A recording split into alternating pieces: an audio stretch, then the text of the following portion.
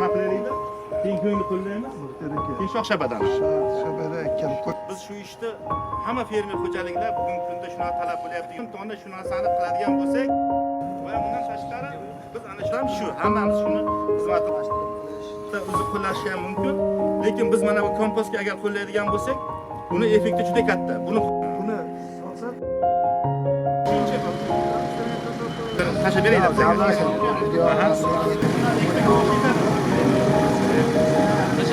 Qo'yalg'ondan chiqib qo'ydim mana uni. Yetmasdan dirvermasin.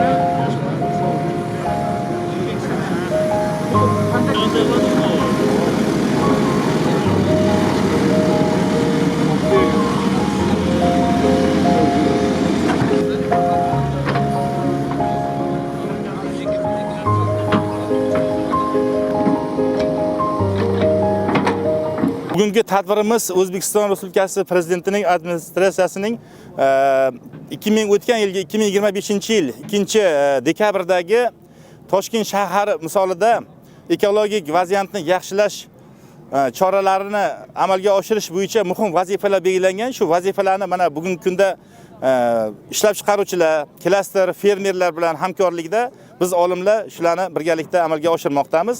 Mana bu bugungi amalga oshirayotgan ishimiz bu kompost tayyorlash texnologiyasi hisoblanadi. Chunki bu yerda hammamiz bilamiz, bugungi kunda o'sha tuproqlarimizni oziqa elementlar bilan boyitish, ayniqsa unumdorligini ko'tarish, kelasida o'sha ekilayotgan ekinning hosildorligini oshirish uchun ham asosiy zamin bo'luvchi bu kompost tayyorlash juda muhim hisoblanadi. Shu jumladan kompost tayyorlashda asosan biz o'sha topshiriqqa asosan foydalanadigan xomashyomiz, demak, go'ng, shox-shabada va barglari, chuchuk suv loyqasi va boshqa o'g'itlardan ham foydalanamiz va bularni o'sha ketma-ketlik tarzda o'sha xandayda kovlash orqali biz bularni o'sha belgilangan nisbatlarda amalga oshiramiz.